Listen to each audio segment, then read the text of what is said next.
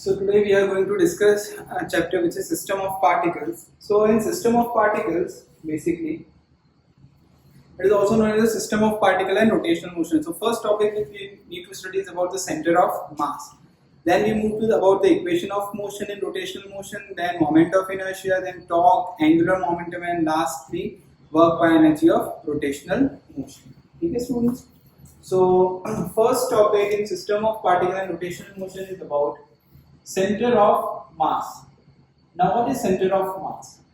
Basically center of mass is a position vector. So its MKS unit is, it is a position vector. It is a position vector where whole mass of body is concentrated. ठीक है ना? Where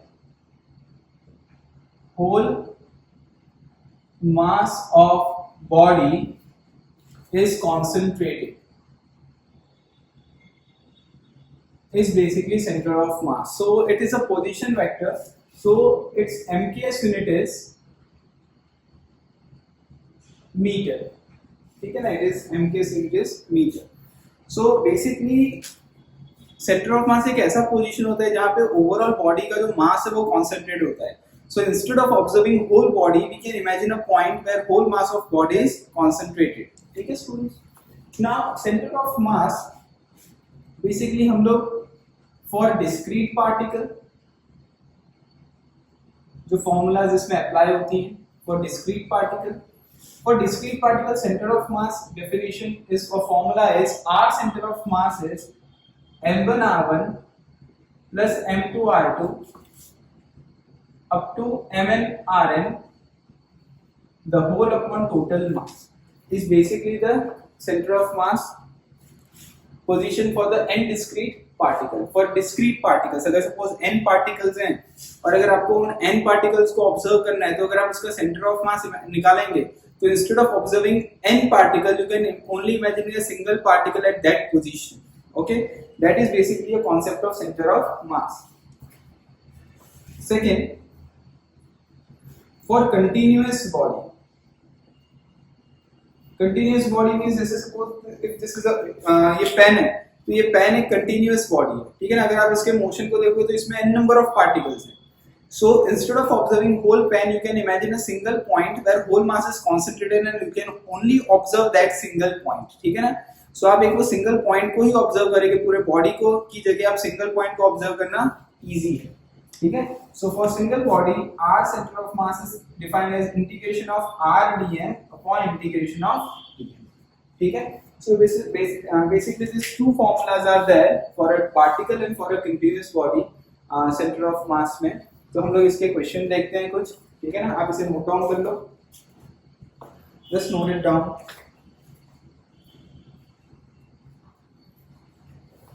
So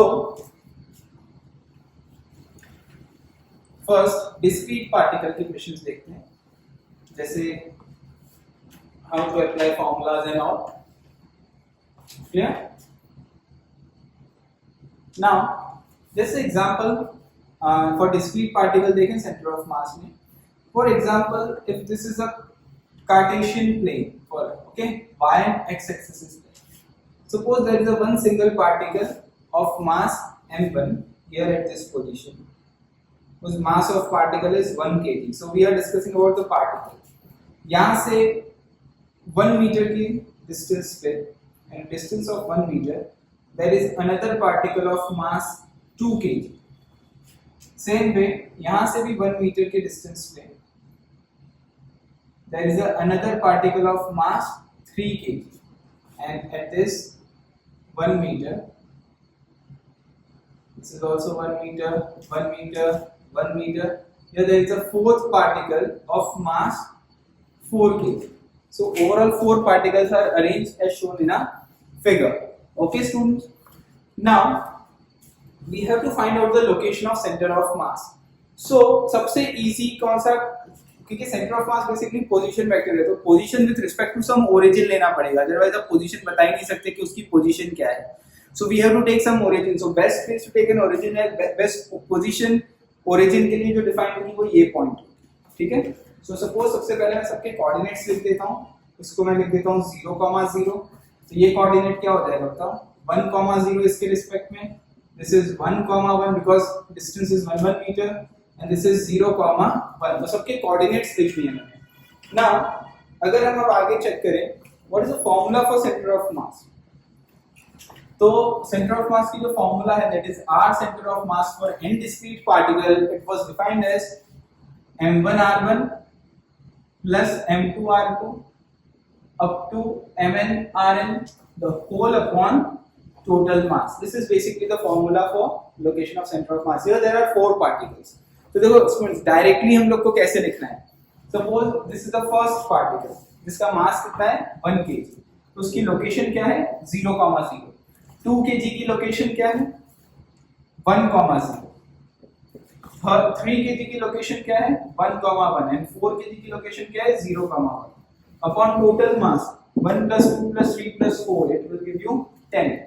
ठीक है, सो अब देखो examination में कैसे करते हैं, 0 × 1 0, 2 1s are 2, 3 1s are 3, 4 0s are 0, तो 0 + 2 2 + 3 5 + 0 5, तो 5, 0 0 3 और 4 बराबर ना, तो दिस इज 3 + 4 कितना हो जाएगा 7 अपॉन 10। तो इसको वेक्टर फॉर्म में कैसे लिख सकते हैं 5i upon 10 plus 7 upon 10 j cap, that means 0.5i plus 0.7 j cap. So this is basically your answer. This is the location of center of mass with respect to point O.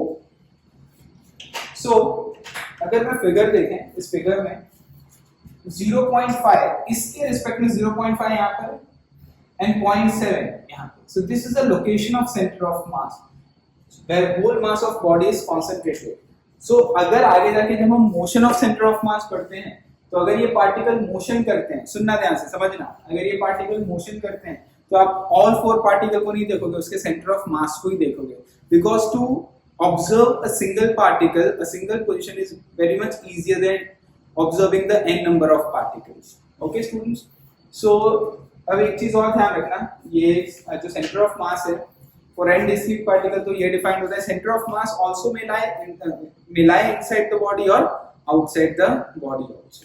ठीक है, सो इस example को लिख दो, फिर इसमें मैं आगे और 2-3 पॉइंट्स बताता हूँ, एक बार नोट डाउन कर लो इसको।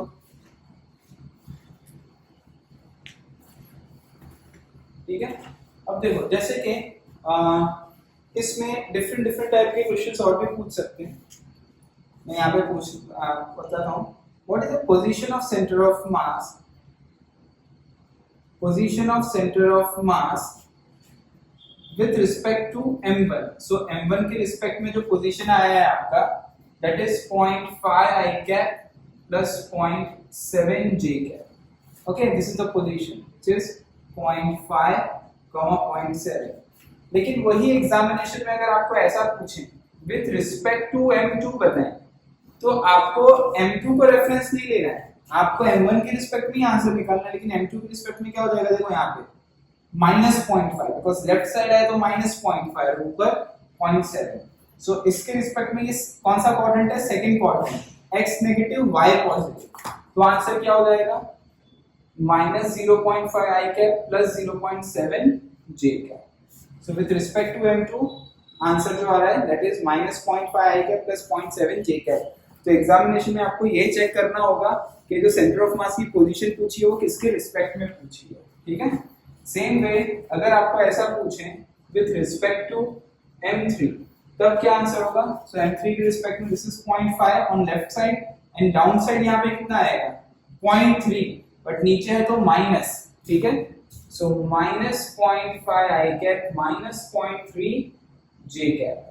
क्लियर, वही विथ रिस्पेक्ट टू m4 पूछा हुआ आपको, what is with respect to m4, so 0.5 and downward is -0.3, so plus 0.5 i cap minus 0.3 j cap।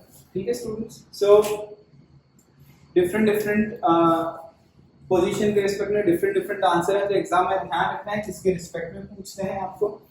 और अगर आपको डिस्टेंस पूछा है, जैसे यहाँ पे पोजीशन मिल गई आपको, ठीक है ना, अगर आपको सिंपल डिस्टेंस पूछा है what is the distance of this centre of mass from m1, तो डिस्टेंस कैसे निकालेंगे, मैं इसको रफ करता हूँ। देखो डिस्टेंस कैसे निकालेंगे, डिस्टेंस पूछा है तो यहाँ से अगर आपको डिस्टेंस पूछा है तो डिस्टेंस कैसे निकालेंगे, it's a magnitude under root of 0.5 square plus 0.7 square, so वो डिस्टेंस हुआ. So what is the distance of center of mass with respect to m2? So under root of 0.5 square plus 0.7 square. What is the distance of center of mass with respect to m3? So under root of 0.5 square plus 0.3 square. And what is the distance of center of mass with respect to m4? So 0.5 square plus 0.3 square. ठीक है? So इन questions को note down कर लो आप लोग fast.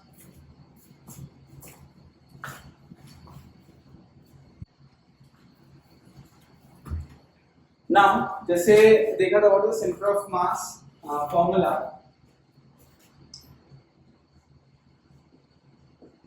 for continuous mass distribution.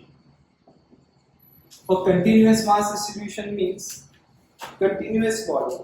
तो उसकी formula मैंने क्या लिखा थी, R is integration of R dm upon integration of dm. Okay. Now जैसे देखो इसमें जो एग्जांपल हम लोग करते हैं, जैसे जितनी भी कंटिन्यूअस बॉडी होती है, ध्यान रखना जितनी भी कंटिन्यूअस बॉडी होगी उन सबका centre of mass continuous body of uniform density, ध्यान रखना continuous mass of uniform density, उनका सेंटर ऑफ मास उनके ज्योमेट्रिकल सेंटर पे लाई करता है. दैट ज्योमेट्रिकल सेंटर जो भी होगा, जैसे रॉड होता है तो उसका L/2 पे होगा, ठीक है. स्क्वायर प्लेट होगा तो डायगोनल के इंटरसेक्शन पॉइंट पे होगा. सिमिलरली सर्कल होगा तो सेंटर ऑफ सर्कल पे होगा, मतलब सॉरी डिस्क होगा तो सेंटर ऑफ सर्कल पे होगा. तो जैसे find centre of mass of rod of length L and density lambda. अब सुनना, डेंसिटी बेसिकली कैसे डिफाइन की है.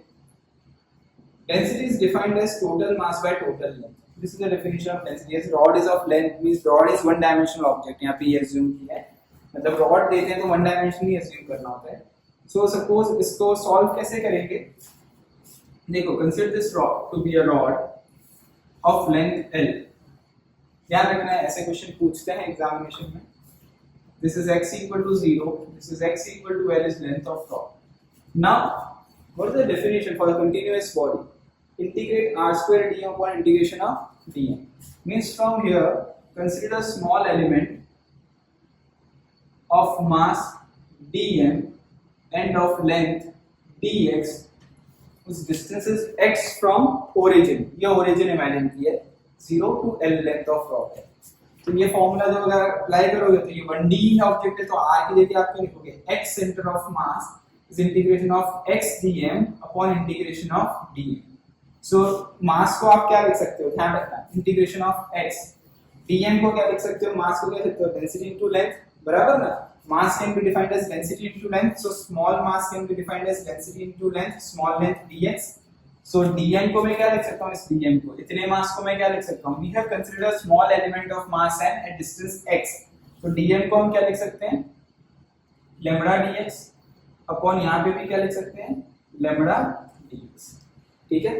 अब यहाँ पे डेंसिटी कांस्टेंट है तो डेंसिटी कॉमन और कैंसिल आउट हो जाएगी, so integration of x dx upon integration of dx. तो कहाँ से कहाँ तक मैं इंटीग्रेट करूंगा कि पूरा रॉड कवर होगा 0 to L and 0 to L.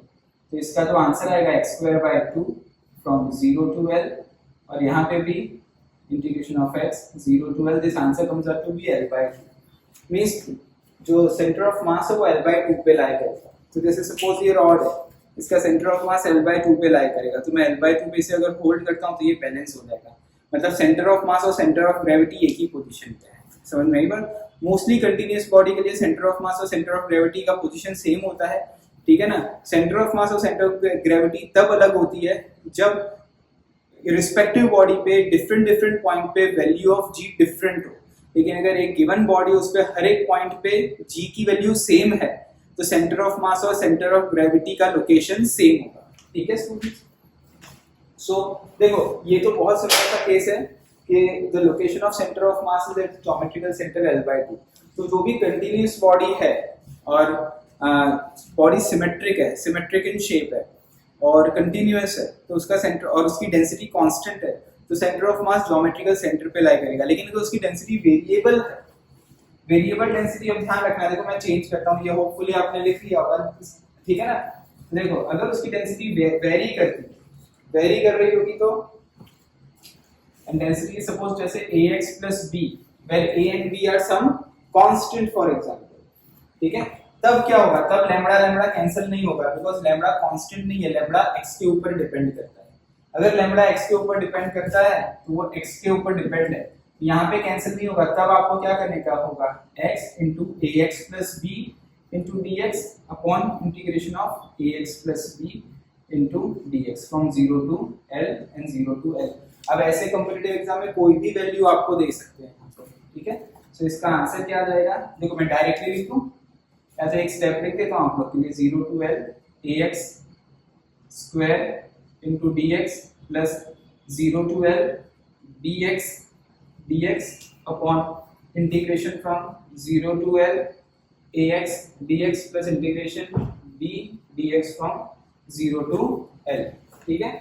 सो इसका न्यूमरेटर क्या हो जाएगा बताओ, al square by al cube by 3 plus bl square by 2, बराबर है ना। ये ax क्यूब बाय 3 होगा, x के l पुट कर दोगे तो al क्यूब बाय 3 हो जाएगा, और यहाँ डिनोमिनेटर क्या हो जाएगा, al upon 2 al square upon 2 plus bl। बस अब आप इसको सॉल्व करके रिस्पेक्टिव आंसर आ जाएगा आपका, ठीक है। जो भी इसको सॉल्व करोगे वो, तो यहाँ पे लैम्बडा की वैल्यू कुछ भी दे सकते हैं वो आपको, तो ध्यान रखना। मैंने यहाँ से ये सब स्टेप तो अभी इस लेवल पे आपको आते ही होंगे। ax क्यूब बाय 3 होगा, x के l पुट कर दिया तो al cube by 3, bx square by 2 होगा तो x के l पुट कर दिया तो bl square by 2 and so on. So ये आपका रिस्पेक्टिव आंसर आ गया। तो ये कंटीन्यूअस बॉडी है, तो इससे ये पता चलता है कि if a body is symmetric, ठीक है, if body is symmetric and density is constant, the center of mass lie at the geometrical center। so और अगर center of geometrical center पे lie करते हैं, और अगर बॉडी सिमेट्रिक नहीं है, डेंसिटी उसकी वेरी करती है, तो centre of mass geometrical centre पे लाई नहीं करेगा, वो कोई डिफरेंट पोजीशन पे लाई करेगा। एग्जामिनेशन में उसको इंटीग्रेट करके सॉल्व करना है, खासकर नेट के एग्जामिनेशन में ध्यान रखना, इस टाइप के ही क्वेश्चन पूछेंगे, जैसे ax plus b या x plus 2 या x plus 3, तो आपको यहाँ पुट करके ऐसे इंटीग्रेशन करना आना चाहिए, ठीक है स्टूडेंट्स। नोट डाउन कर लो इसको। नाउ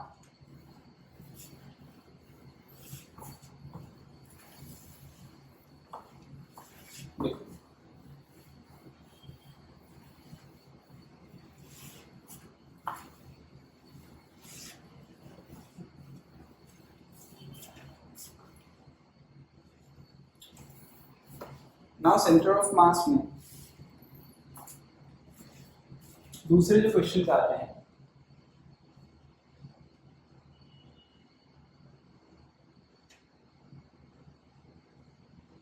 वो आते हैं कैविटी बेस्ड क्वेश्चन, ठीक है ना। ये किस तरीके से करते हैं ध्यान रखना, cavity based question. First question में आपको समझाता हूँ वे ऑफ डूइंग क्वेश्चन कैसा है। जैसे कैविटी बेस्ड क्वेश्चन किस तरीके से करेंगे हम लोग, suppose this is a disc, okay, इस डिस्क में से डिस्क ऑफ रेडियस r, इस डिस्क में से इतने डिस्क को कैविटी हॉलोड आउट करके कैविटी करके बाहर निकाल दिया, इसको कट कर दिया। तो अब जो रिमेनिंग पोर्शन है वो ये है डिस्क का। ये बहुत इंपॉर्टेंट क्वेश्चंस होते हैं, ध्यान रखना। This is the remaining part of disc, okay. Now you have to find out the find centre of mass location, ठीक है।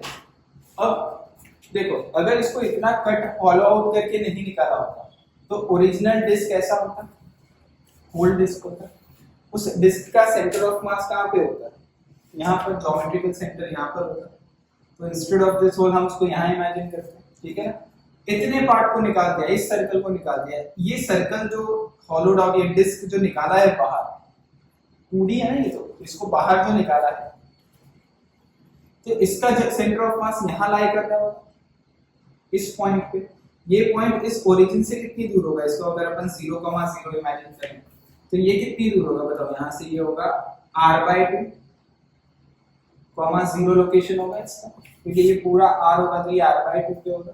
सो ऐसे में सेंटर ऑफ मास कैसे फाइंड आउट करते हैं, r centre of mass, because ये डिस्क है, डिस्क 2 डायमेंशन होता है तो सेंटर ऑफ मास लिखते हैं, और यहाँ पे ये डिस्क है 2D है और कुछ कट करके बाहर निकाला है, तो जब कोई चीज बाहर निकालते हैं ध्यान रखना, तो अब हम उसमें ऐसा लिखेंगे, फॉर्मूला इसकी ऐसी बनती है A1R1, क्योंकि 2D है तो एरिया, 3D है तो वॉल्यूम, ऐसे याद रखना है। मैं इसका डेरिवेशन नहीं करा रहा हूँ, रेगुलर क्लास में सब कराते हैं डेरिवेशन, अभी डायरेक्टली बता रहा हूँ।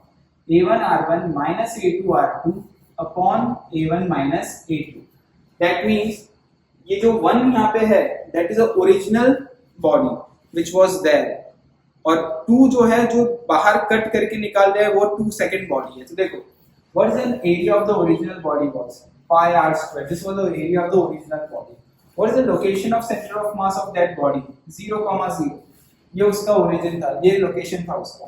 अब अपन ने इतना पोर्शन बाहर निकाल दिया है, जो पोर्शन बाहर निकाल दिया है उसका एरिया क्या है, पाई r/2 द होल स्क्वायर, बराबर, और उसका लोकेशन क्या है, ये इसके रिस्पेक्ट में क्या लोकेशन है, r/2, 0, r/2, 0 upon area 1 which is pi r square minus removed area which is pi r/2 the whole square। जैसे आप इसको सॉल्व कर लो, ये तो 0 है कैंसिल आउट हो जाएगा, पाई कॉमन कैंसिल आउट हो जाएगा, और आप इसे सॉल्व करोगे तो आपका आंसर आएगा माइनस r/6, 0।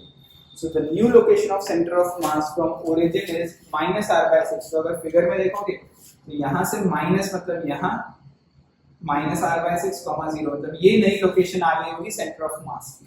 तो पहले सेंटर ऑफ मास इस पूरे डिस्क का इस पॉइंट पे था, इतने पोर्शन को रिमूव कर दिया तो इस पॉइंट पे आ गया सेंटर ऑफ मास। तो this is way of doing the question. अगर आपको ऐसे एग्जांपल कैविटी बेस्ड क्वेश्चन पूछे हैं तो ठीक है ना, इसे नोट डाउन कर लो।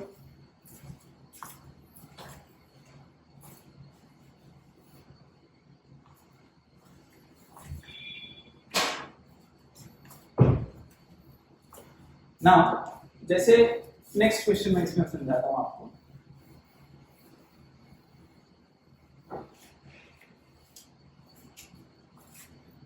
सेकेंड एग्जांपल, जैसे अब सपोज स्फीयर है, स्फीयर ऑफ रेडियस, तो स्फीयर है ऑफ रेडियस a सपोज, तो 3 डायमेंशनल हुआ, तो ये फॉर्मूला में a1 की जगह क्या लिखना है, b1, बस दैट्स इट। जहां a था वहां b, और बराबर ना, एरिया की जगह क्या हो जाएगा, वॉल्यूम। तो नई फॉर्मूला क्या बनेगी फॉर स्फीयर, मतलब इसमें से अगर कुछ कैविटी बाहर निकालेंगे तो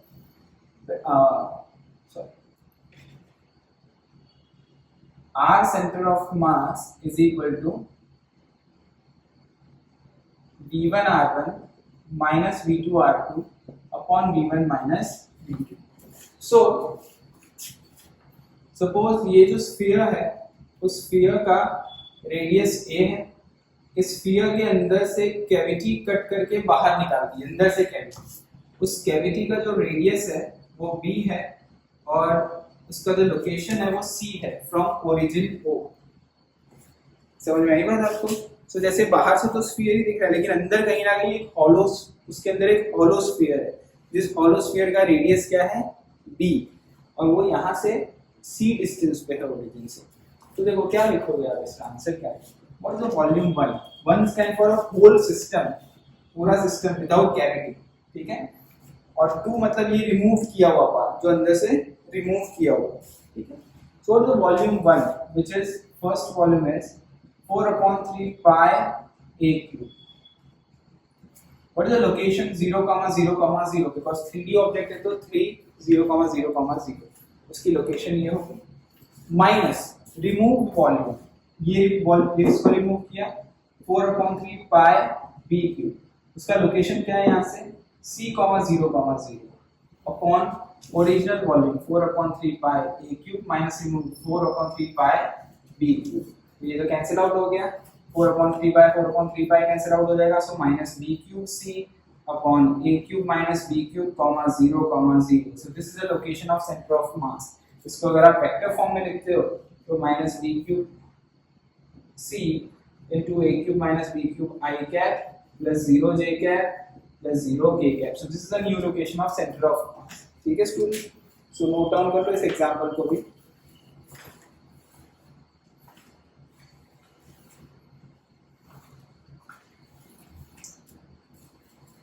Now next formula of center of mass is, ध्यान रखना, जैसे नेक्स्ट पॉइंट अगर मैं लिखूं तो position of centre of mass is defined as m1r1 plus m2r2 up to mnrn the whole upon total mass. ठीक है. अब अगर आप इसमें इसका डिफरेंशिएट करते हो विद रिस्पेक्ट टू टाइम, तो ध्यान रखना क्या आएगा. Differentiation position with respect to time give you velocity. So velocity of centre of mass comes out to be m1v1 plus m2v2 up to mnvn the whole upon total mass. तो कभी भी exam में ऐसे questions पूछे, you have to find out the velocity of center of mass, so this formula you have to use. Same way अगर आप इस formula में मास या टोटल मास यहाँ लेके चले जाएं, सो मोमेंटम ऑफ सेंटर ऑफ मास हो जाएगा. सो momentum of centre of mass is p1 plus p2 up to pn. So what is the momentum of center of mass? It is the momentum of individual vector addition of individual momentum of a particle. ठीक है ना, जितने भी particle है उन सबके momentum को add कर दो तो मोमेंटम ऑफ सेंटर ऑफ मास हो जाएगा. ठीक है स्टूडेंट्स, अगर आप इसका डिफरेंशिएट करते हो तो एक्सेलरेशन ऑफ सेंटर ऑफ मास हो जाएगा, that is m1a1 plus m2a2 up to mnan upon total mass. So if mass comes on this side, so mass into acceleration will give you force of center of mass, which is F1 plus F2 up to Fn. So individual particle पे जितने force लग रहे हैं उन सबका addition करोगे तो force of centre of मास. ठीक है. सो यहाँ से एक चीज और भी हम लिख सकते हैं कि if your external force is 0 then dp by dt is 0 because we know by Newton's second law that dp by dt is 0. So p is conserved हो गया. ठीक है ना. तो यहाँ पे एक बहुत इंपॉर्टेंट क्वेश्चन बनता है, ध्यान रखना. सबसे पहले तो अगर आपको कभी भी ऐसे क्वेश्चंस पूछे, you have to find out the velocity of center of mass, so you have to use this formula and you have to write down velocity in vector form. If you अगर examination में ऐसा पूछा है कि what is in acceleration of center of mass, you have to use this formula. ठीक है, and you have to write down it in a vector form. और अगर मोमेंटम कंजर्व का मतलब क्या होता है, जैसे सेंटर ऑफ मास क्या कर रहा था, जो सेंटर ऑफ मास बिफोर अगर एक्सटर्नल फोर्स 0 है, जैसे कि एक एग्जांपल में बताऊं, अपन ने ऐसे क्वेश्चंस पहले मैंने वर्क बाय एनर्जी में आपको कराए थे मोमेंटम कंजर्वेशन के, और इसमें भी हम लोग करेंगे, जैसे मैं क्वेश्चंस भी डिस्कस कर रहा हूँ आगे. जैसे एक बॉम्ब लाइंग है, तो कहीं पे भी सरफेस पे एक बॉम्ब लाई कर रहा है और वो एक्सप्लोड हो गया, तो बिफोर एक्सप्लोजन क्या था सिचुएशन, बॉम्ब क्या कर रहा था before explosion bomb was at rest. वो रेस्ट था तो उसका सेंटर ऑफ मास क्या कर रहा होगा, वो रेस्ट पे ही होगा. अब आफ्टर एक्सप्लोजन सपोज बॉम्ब है अलग अलग जगह पे चला गया, उस पोजीशन पे तो कुछ रहा ही नहीं, उसके 4 पीसेस हो गए. लेकिन अगर आप उन 4 पीसेस का centre of mass find out करोगे ना, तो ओरिजिनल लोकेशन पे ही वो होगा, बिकॉज उस पर कोई एक्सटर्नल फोर्स नहीं लगा है. हालांकि उस पोजीशन पे अभी बॉम्ब का कोई भी पार्ट नहीं है. अगर वो 4 पार्ट में डिवाइड हुआ है, एक पार्ट यहाँ गया, दूसरा पार्ट इधर है, तीसरा इधर है, चौथा इधर, उन सबका सेंटर ऑफ मास निकालोगे तो ओरिजिनल लोकेशन ही आएगा. सेम वे जैसे ये फेमस क्वेश्चन है कि जैसे अगर सपोज कोई प्रोजेक्टाइल मोशन है, कोई बॉम्ब को प्रोजेक्ट करते हैं कहीं, ऐसे एक पार्टिकल को प्रोजेक्ट किया, वो यहाँ जाके कहीं फॉल हो गया, वही बॉम्ब को प्रोजेक्ट किया, वहीं जाके वो फॉल हो रहा था, लेकिन यहाँ पे कहीं एक्सप्लोड हो गया. तो सपोज एक्सप्लोजन से कहीं पीस यहाँ पे गिरे, कोई यहाँ पे गिरे, अलग अलग पॉइंट पे कोई पीसेस गिर गए बॉम्ब के. ठीक है ना. बट बिफोर एक्सप्लोजन उसका सेंटर ऑफ मास क्या कर रहा था, centre of mass projectile motion कर रहा था, तो centre of mass projectile motion ही करेगा. अगर आप इन पीसेस के सेंटर ऑफ मास निकालेंगे तो वो सेंटर ऑफ मास यहीं पे मिलेगा आपको, जहां पे उसको जाके गिरना था, क्योंकि कोई एक्सटर्नल फोर्स नहीं लगा. तो ये बहुत इंपॉर्टेंट कॉन्सेप्ट होता है मोमेंटम कंजर्वेशन का. ठीक है. दूसरा इसमें एक अच्छा क्वेश्चन और समझ में आया ना आपका, जहाँ ये बॉम्ब कहाँ पे लाई करेगा जाके, बॉम्ब का सेंटर ऑफ मास तो आपका भले वो एक्सप्लोड हो गया, सेंटर ऑफ मास वही होगा जहां बॉम्ब को जाके गिरना था. ठीक है. अगर वो इन एयर एक्सप्लोड हो गया है तो सेंटर ऑफ मास तो अपना रिस्पेक्टिव पाथ फॉलो करेगा ही। एक बहुत अच्छा क्वेश्चन है, इसमें काफी बार एग्जाम में मोमेंटम कंजर्वेशन का पूछते हैं। जैसे कि suppose this is one heavy object, this is another heavy object, ठीक है ना, यहाँ दो प्लैनेट है, by somehow they start attracting toward each other. So everybody in the universe attract each other with a force proportional to product of mass inversely proportional to square of distance between them, which is Newton law of gravitation. So you know celestial bodies जो होती हैं वो एक दूसरे से collide होती रहती है, वो काफी काफी कोलाइड होता है, हम उसे देख नहीं पाते बिकॉज हम लोग की एज इतनी होती ही नहीं है, ह्यूमन मतलब पूरा इवोल्यूशन खत्म हो जाता है तब जाके कोलिजन्स होते हैं, ठीक है ना। सो जब इनके बीच में कोलिजन होगा, जैसे सपोज ये दो प्लैनेट है कोई या दो star, they are far apart from each other but they are attracting each other with the help of gravitational force.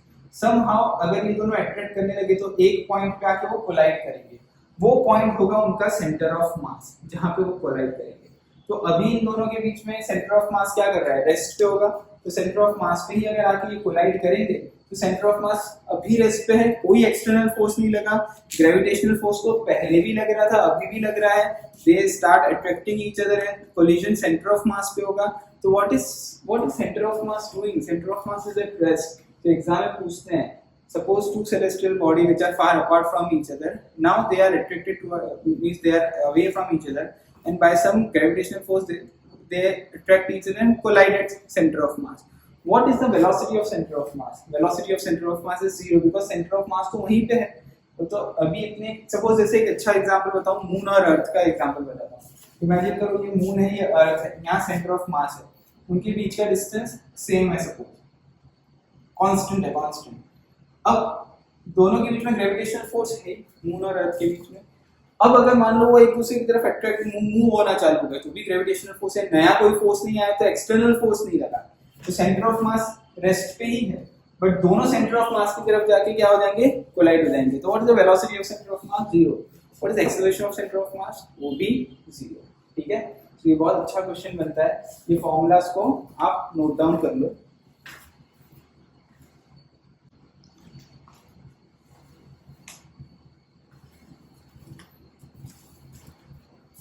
Now, next is about the rotational motion system. देखो, center of mass के concept हमने देखा, अब आगे देखते हैं। First of all, rotational motion में ये basically system of particles ही है, ठीक है, system of particles and rotational motion. Now, next is what's about the equations of motion, equation of motion.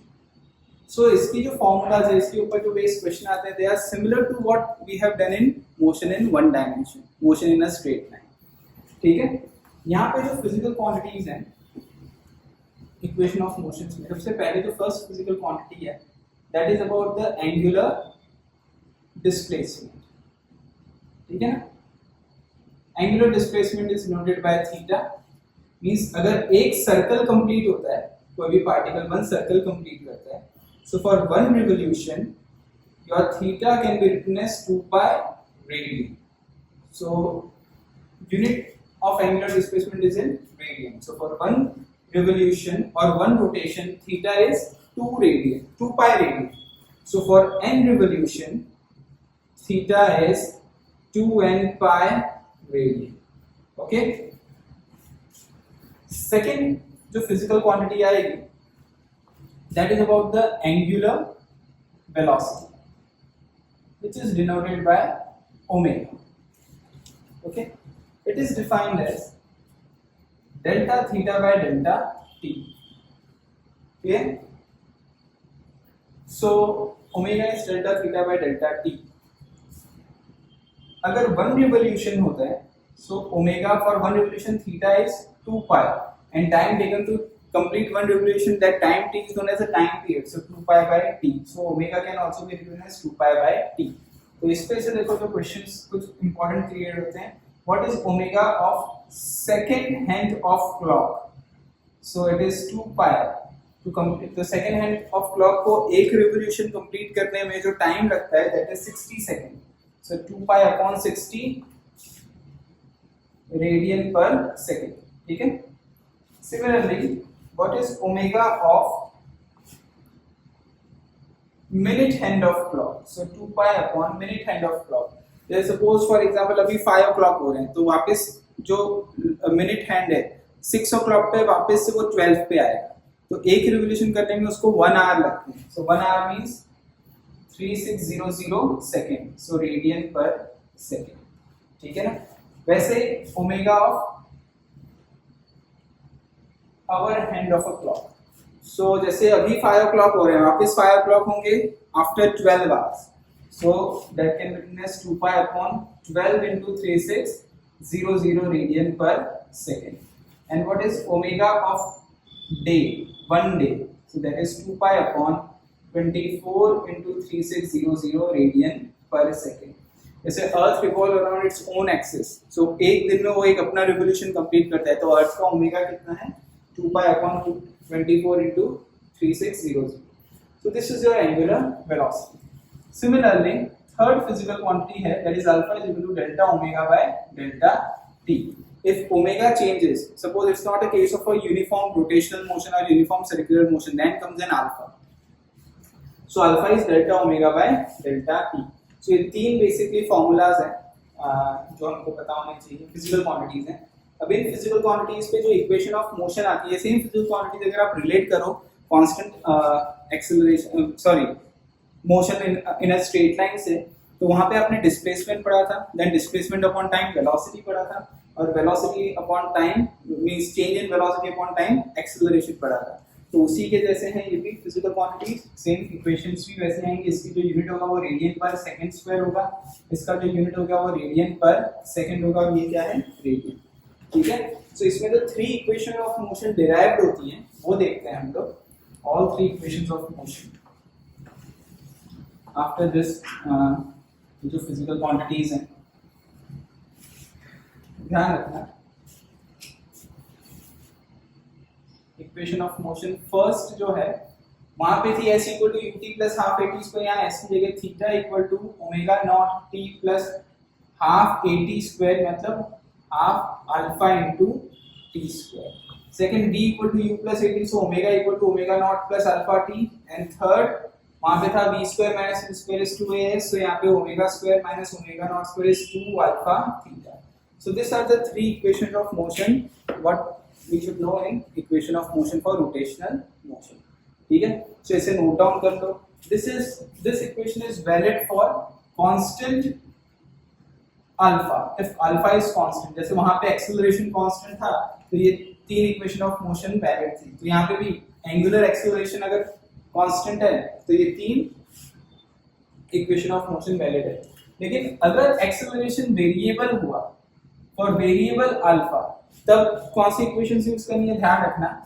Alpha can be written as d omega by dt. ये कब यूज कर सकते हो? When omega is given in term of t and you have to find out alpha. Simple. जैसे omega in term of t मतलब 4t square minus 6t. Now you have to find out alpha, तो differentiate कर दो. Omega is in term of t, you have to find out alpha, so alpha is d omega by dt. so this can be written as 8t minus 6. now suppose you have to find out alpha at 3 seconds, तो यहाँ time को 3 put कर दो. so this way आपके questions बनते हैं इसमें. ठीक है. सो ध्यान रखना ये इक्वेशन कब यूज होती है. इस इक्वेशन को मैं ऐसे भी लिख सकता हूँ, ये फर्स्ट सेकंड, इसको देखो मैं ऐसे भी लिख सकता हूँ d omega is equal to alpha dt. So integrating both side d omega is equal to integration of alpha dt. ये कब यूज करते हैं? Therefore omega can be written as integration of alpha dt. ये तब use करेंगे जब alpha is given in term of t and you have to find out omega. तो ये एक और इक्वेशन है. ठीक है. दूसरा next, omega can also be written as d theta by dt. ये कब यूज करेंगे? When theta is given in term of t. so d theta can be written as omega dt. so theta can be written as integration of omega.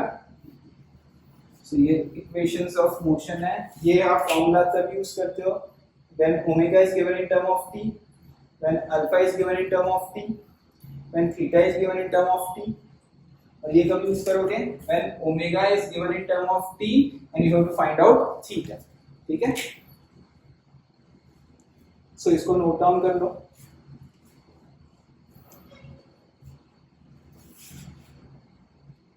तो ये कुछ equations of motion की।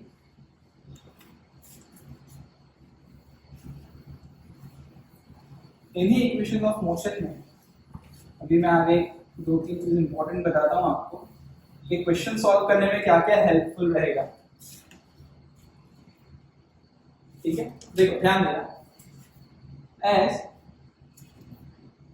We know that, next point ये लिखना है v equal to r omega. This we have studied in 2D. We know that v equal to r omega. This is a scalar relation between v r and omega. But in vector form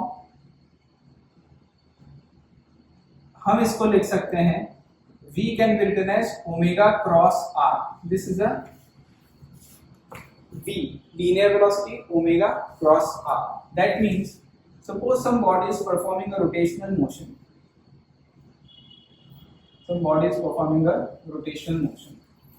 लेकिन अगर आप उसके एक particle को देखोगे तो वो circular motion कर रहा होगा। कोई भी एक पार्टिकल, सपोज इस पार्टिकल को देखा आपने, इस बॉडी में, तो पार्टिकल का पाथ ट्रेस देखोगे तो वो सर्कुलर मोशन कर रहा होगा। ठीक है, सो ये पार्टिकल की वेलोसिटी हुई which is tangent to the curve, ये उसका r हुआ, पोजीशन ऑफ पार्टिकल हुआ।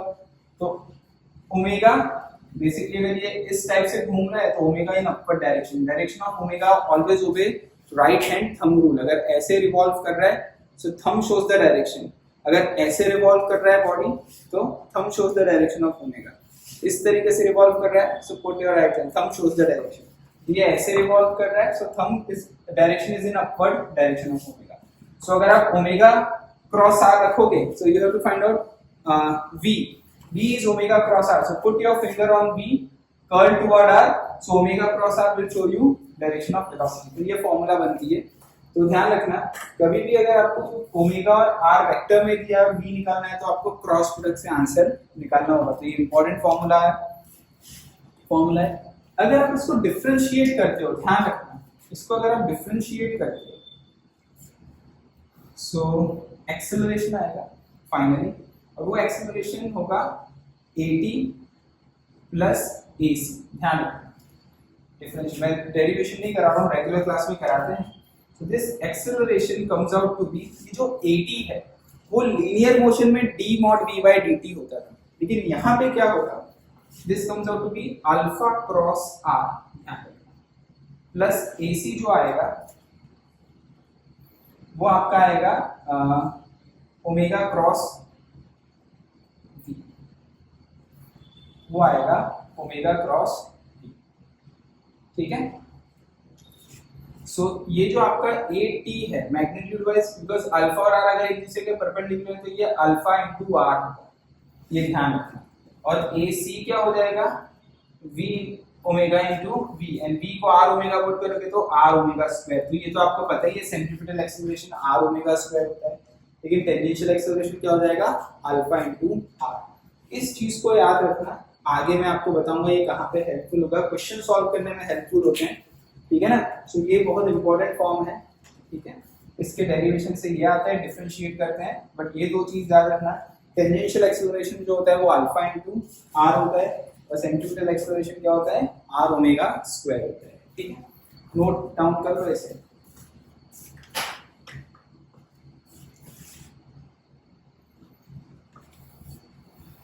सो ये कुछ इक्वेशंस ऑफ मोशन की।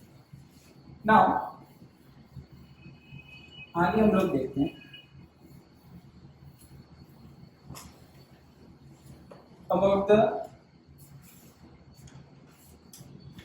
point which is moment of inertia,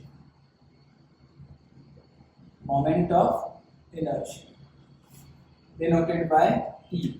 ठीक है, so what is the meaning of moment of inertia? अब जैसे बहुत सारे moment of inertia होते हैं, उन सबके आंसर याद होने चाहिए, रेगुलर क्लास में तो डिराइव करते हैं, लेकिन अभी याद होना चाहिए। Moment of inertia plays same role in rotational motion as mass plays in linear motion. Moment of inertia plays same role in rotational motion as mass plays in a linear motion. तो जैसे अगर मैं आपको बोलूँ कि कोई respective body उसका मास बहुत ज्यादा है और उसको डिस्प्लेस करना है एक पॉइंट से दूसरे पॉइंट पे, तो आप सोचोगे कि मास तो बहुत ज्यादा है, ज्यादा मास है तो यार डिस्प्लेस करने में ज्यादा फोर्स की रिक्वायरमेंट होगी। सेम वे अगर ऐसा कोई बॉडी है जिसका मोमेंट ऑफ इनर्शिया बहुत ज्यादा है, तो बहुत ज्यादा टॉर्क लगाना पड़ेगा उसको घुमाने के लिए, उसको रोटेट करने के लिए। तो इसीलिए बॉडी की मोमेंट ऑफ इनर्शिया हमको नोन होनी चाहिए। तो देखो मोमेंट ऑफ इनर्शिया जो डिस्क्रीट पार्टिकल के लिए डिफाइंड है, पहले तो फर्स्ट फॉर सिंगल पार्टिकल कैसे डिफाइंड है। For single particle moment of inertia is defined as mr square. इसका यूनिट होगा वो क्या हो जाएगा, यूनिट इसका, इस unit is kg into meter square। Mean suppose particle is performing a circular motion, क्योंकि एक सिंगल पार्टिकल है वो सर्कुलर मोशन ही करेगा और ये उस पार्टिकल का रेडियस है जो सर्कल में वो मोशन कर रहा है। सो moment of inertia is mr square. Mass is m is mass of particle. Second for n discrete particle, अगर n डिस्क्रीट पार्टिकल है, n पार्टिकल सर्कुलर मोशन कर रहे हैं, सो moment of inertia is m1 r1 square plus m2 r2 square up to mn rn square. This is the definition for moment of inertia for n discrete particle. And third, for continuous body,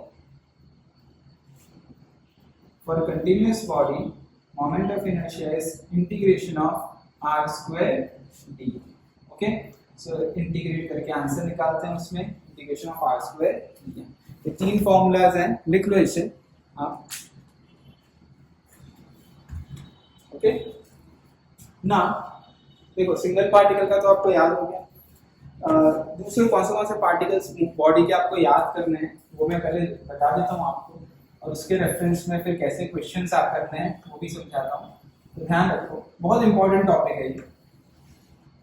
देखो different bodies के moment of inertia को पढ़ते हैं। देखो सबसे first, अगर rod है, ध्यान रखना, suppose this is rod of length L।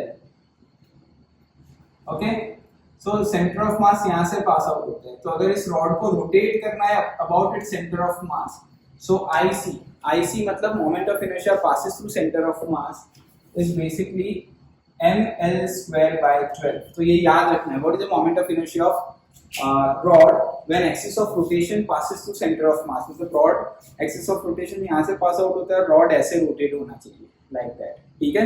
so क्या मोमेंट ऑफ इनर्शिया है। सेकंड, अगर axis of rotation end of rod से पास आउट होता है, ध्यान रखना यहाँ से, तो आपका आंसर आएगा ml square by 3। तो ये वाली वैल्यू बड़ी है कि ये वाली वैल्यू बड़ी है, ये वैल्यू बड़ी है, ये छोटी है। That means it is easier to rotate a rod by when axis of rotation passes through center of mass, instead कि अगर axis of rotation edge of rod से end of rod से pass out हो रहा है तो उसको rotate करना थोड़ा मुश्किल है, ये ध्यान रखना, ठीक है ना। मुश्किल है मतलब ज्यादा फोर्स लगाना पड़ेगा अगर उतने ही रोटेशंस करना है तो, ठीक है ना। तो ये हो गया। दूसरा ध्यान देना, नेक्स्ट रिंग का जो याद रखना है वो मैं बता रहा हूँ आपको। इनके मोमेंट ऑफ इनर्शिया याद होना चाहिए। रिंग में बीच में कैविटी होता है, रिंग मींस ये एक लीनियर ये रिंग है, दैट्स इट। और एक्सिस ऑफ रोटेशन उसके सेंटर ऑफ मास से पास आउट होता है। सेंटर ऑफ मास में पूरी कैविटी है, कुछ भी नहीं है, तो सेंटर ऑफ मास मिला है इनसाइड द बॉडी और outside the body. Centre of mass of ring is mr square, फिर r इज द रेडियस, ठीक है। थर्ड है डिस्क ऑफ रेडियस अगर r है तो disk means this is completely free, it's the 2D body and moment of inertia here axis of rotation passes through center of this and this answer is mr square by 2। ध्यान रखना, ठीक है। सो ये 3 हुए। Fourth solid sphere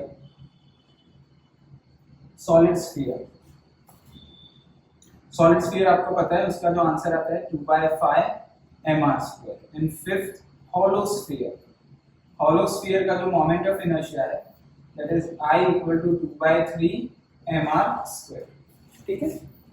और ध्यान रखना ring का एंड हॉलो सिलेंडर का मोमेंट ऑफ इनर्शिया सेम होता है, और डिस्क का और दिस सॉलिड सिलेंडर का मोमेंट ऑफ इनर्शिया सेम होता है। तो इतने अप्रोक्सीमेटली 7 मोमेंट ऑफ इनर्शिया है जो आपको टिप ऑफ द टंग होने चाहिए, पहले इससे याद करना है आपको, ठीक है ना। फिर हम क्वेश्चंस भी देखेंगे, इसको पहले नोट डाउन कर लो, फिर हम आगे देखते हैं इसके एग्जांपल्स और सब।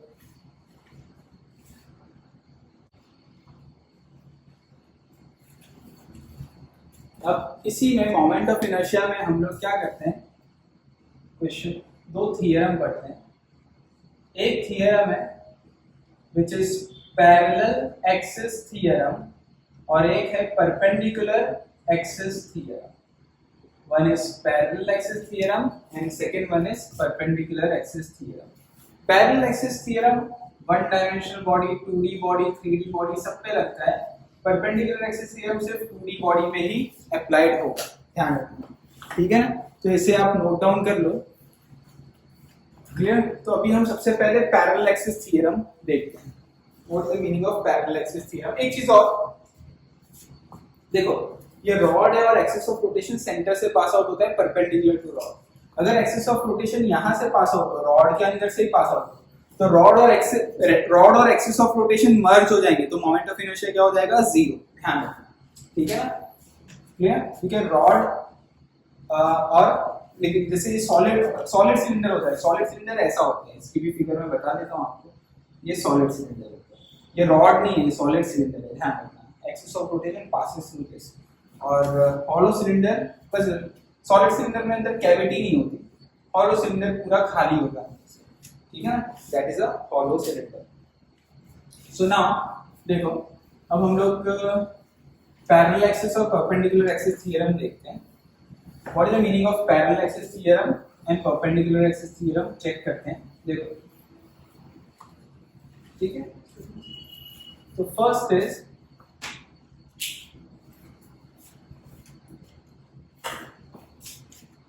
in moment of inertia, what is parallel axis theorem?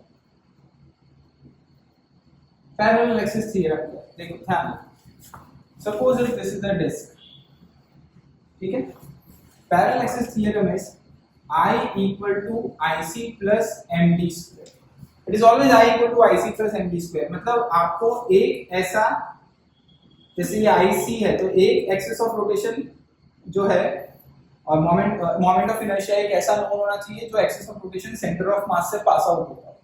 मतलब जैसे सपोज ये डिस्क है, तो ये आपको नोन है, ये एक्सिस ऑफ रोटेशन कहां से पास आउट हो रहा है, सेंटर ऑफ मास से। और एक ये पता करना है when axis of rotation passes through edge of disc and perpendicular to the plane. ये कौन सा एक्सिस ऑफ रोटेशन है, axis of rotation passes through edge of disk and perpendicular to plane, ठीक है।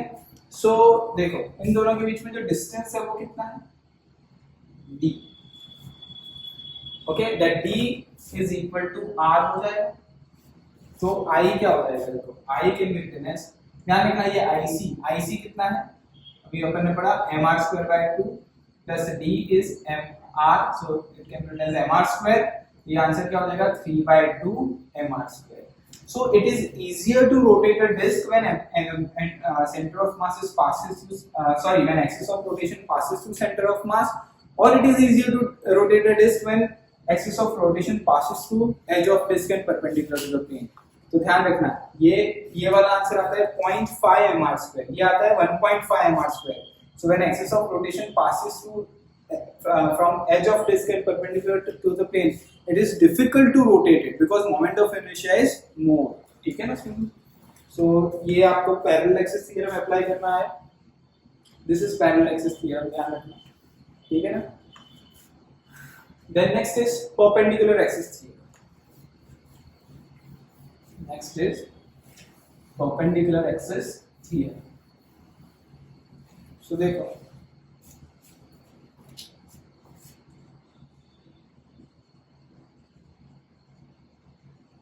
perpendicular axis theorem. Now it is applied only for a 2D object, ध्यान रखना। तो what is the meaning of perpendicular axis theorem, मैं यहाँ पे एक बना देता हूँ, that is IZ is equal to IX plus IY, where Z axis is perpendicular to X and Y axis। Suppose ये इसका मतलब क्या है, जैसे देखो ये कोई भी एक लेमिनार बॉडी है, ये एक्सिस है, this is your X axis, this is your Y axis and this is your Z axis. तो ये आपका IZ हुआ, ये आपका IX हुआ, ये आपका IY हुआ, ठीक है स्टूडेंट्स। सो इस हिसाब से ये थ्योरम दिया गया है, पैरेलल एक्सिस थ्योरम। इसको अगर एग्जांपल पॉइंट ऑफ व्यू से देखें तो देखो डिस्क का एग्जांपल लेते हैं।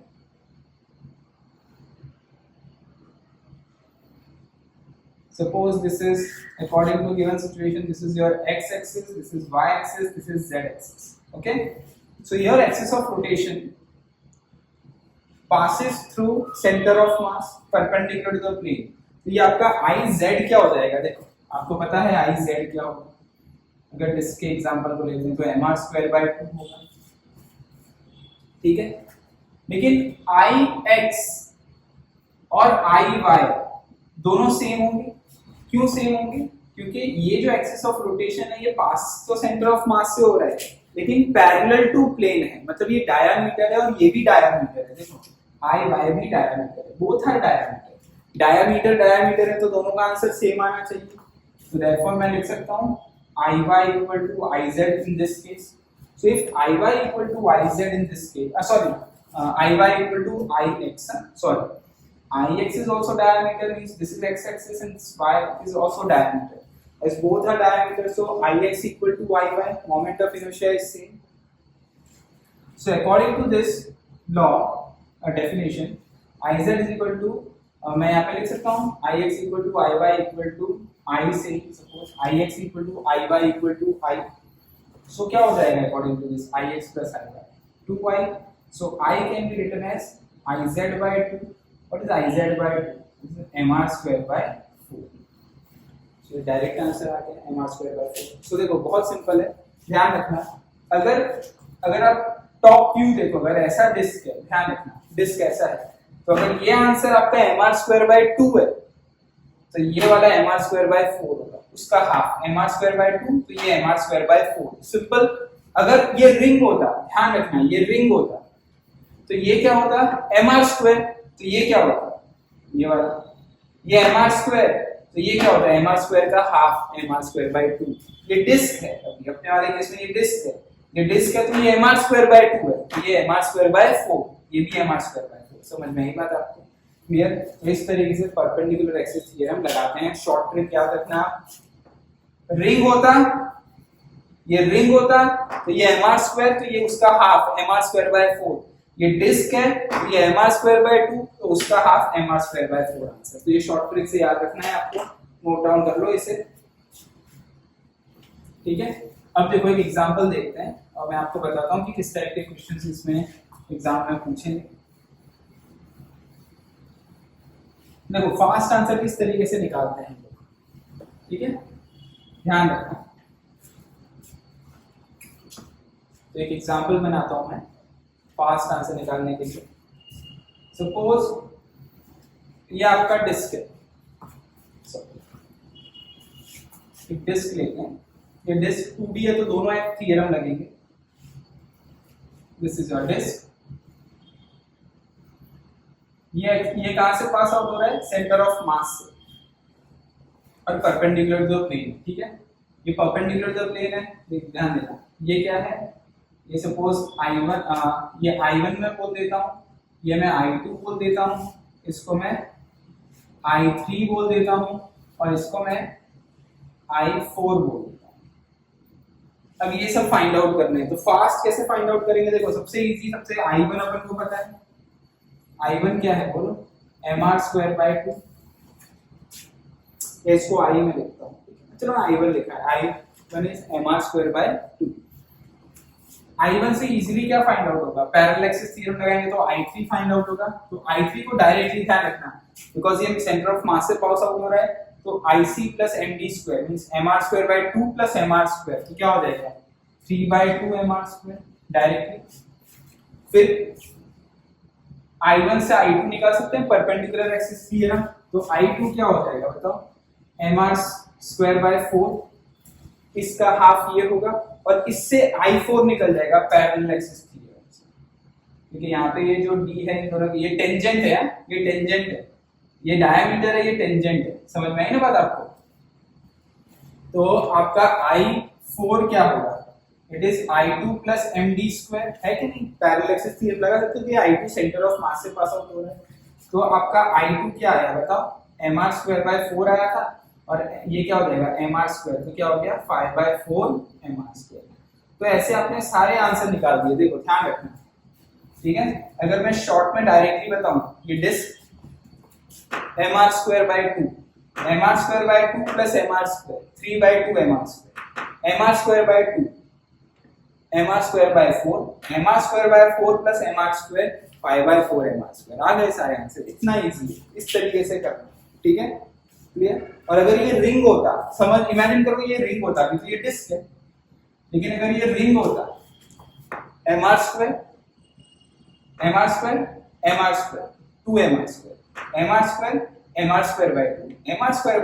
प्लस mr² 3/2 mr², ठीक है। सो ये हो गया, तो ये नोट करो, मैं एक क्वेश्चन बताता हूँ एग्जाम में कैसा पूछते हैं, ठीक है। एग्जामिनेशन में कैसा क्वेश्चन पूछेंगे आपको, देखो ध्यान रखना, मैं यहाँ पे क्वेश्चन लिखता हूँ।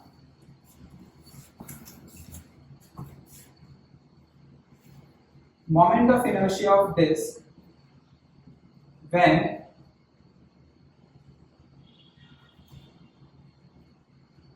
axis of rotation passes through tangent is I. Find when axis of rotation passes through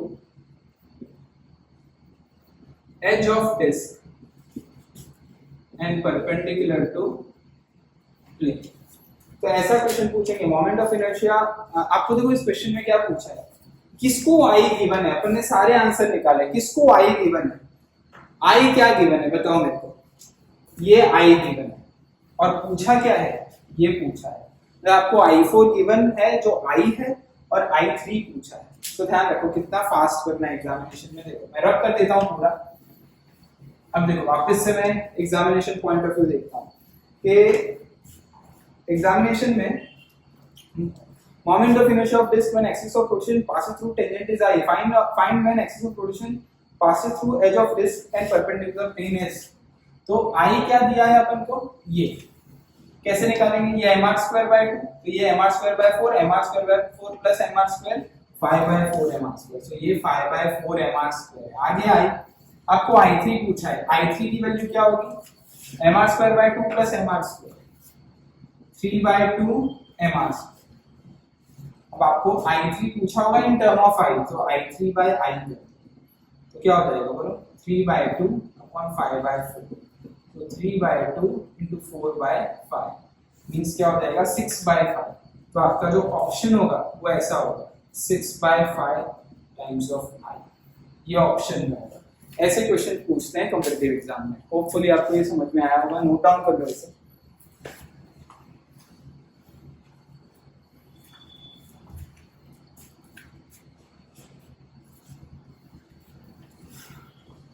now देखो, अब अपन देखते हैं एक टिपिकल क्वेश्चन।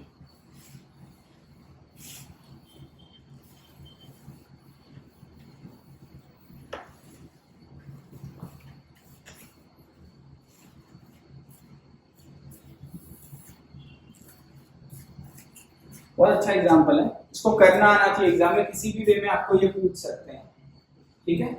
ये एग्जांपल में क्या दिया है ध्यान रखना, ये डिस्क है, ठीक है ना, इसका मास m है, disc is of mass m।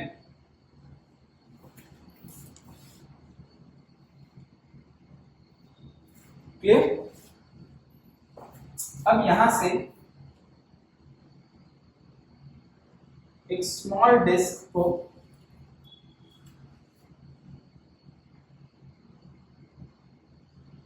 एक स्मॉल डिस्क को कट करके बाहर निकाल दिया।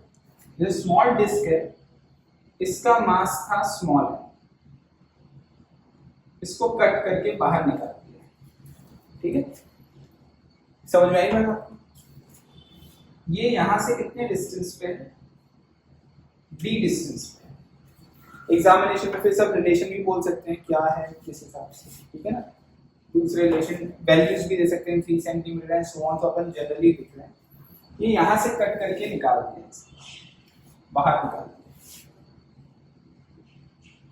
So what is the new moment of inertia? What is the moment of inertia of disk? ये I आपको find out करना है। The new moment of inertia of disk, I dash. Okay? अब देखो, सुनना ध्यान से कैसे निकालेंगे। Okay? ध्यान देना, डिस्क है तो क्या क्या चीज अपन को पता होनी चाहिए। Density is mass upon area, density is mass upon area.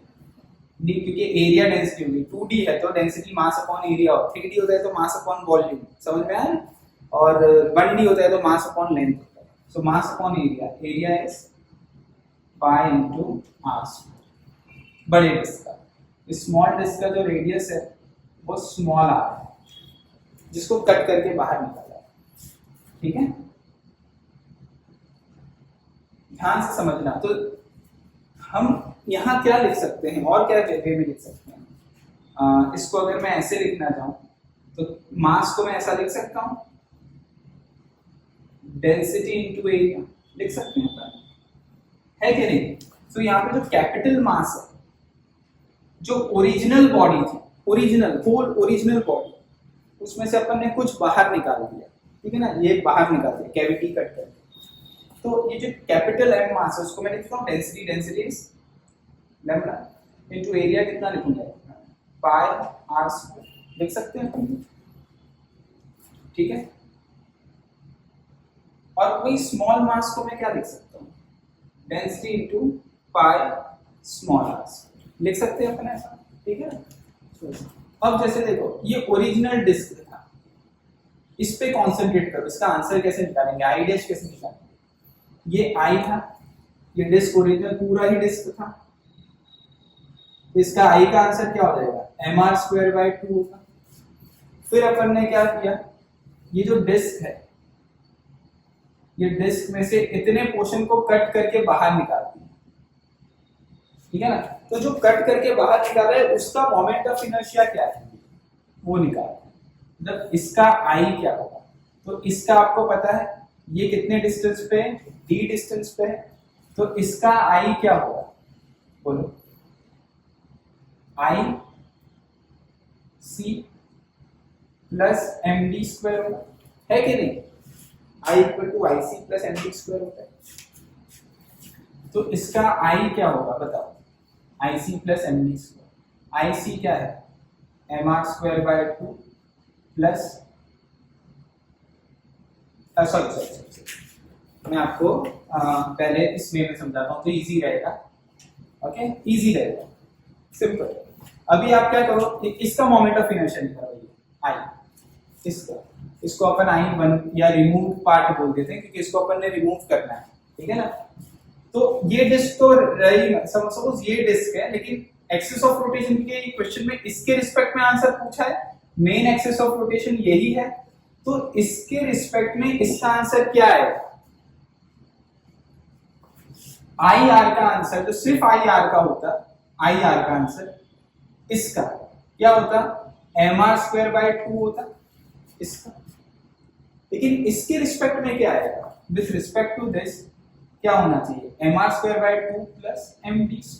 Simple, क्योंकि इसका इसके रिस्पेक्ट में तो mr²/2, लेकिन इस एक्सिस के रिस्पेक्ट में वो d डिस्टेंस पे तो mr²/2 प्लस md²। क्लियर? अब what is the I dash? I dash क्या है? I dash is I original minus I residual, I remove. This is I residual, जो आई डैश है वो रेसिडुअल। चल ना, रिमेनिंग पार्ट आप ऐसे ही बोल सकते हैं कि रिमेनिंग पार्ट कोई। So what is an I original? What is I original?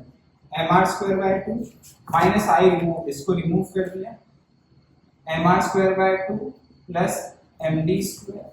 So capital MR square by 2 minus MR square by 2 minus MV square. This is your answer. So मैं किस तरीके से आंसर निकालते हैं? अब कंपैरेटिव एग्जाम में इसको किसी भी वे में पूछ सकते हैं, डिफरेंट टाइप में पूछ सकते हैं। आपको ये मास दिया होगा या रेडियस दिया होगा तो आप यहाँ से इसका मास निकाल सकते हैं, इसका मास निकाल सकते हैं, रेडियस से यहाँ सब्स्टिट्यूट कर सकते हैं। आपको ये डी डायमेंशन दिया होगा तो डी की वैल्यू सब्स्टिट्यूट कर सकते हैं। समझ में आई बात आपको? तो ये काफी इंपॉर्टेंट क्वेश्चंस हैं। ओके, इसको करना आना चाहिए, नोट डाउन कर लो। तो प्रीवियस ईयर क्वेश्चंस में भी ये आया हुआ है, वहाँ पे मैं कराऊंगा भी आपको, तो इसीलिए उसकी थियरी मैंने आपको समझा दिया, नोट कर लो ऐसे।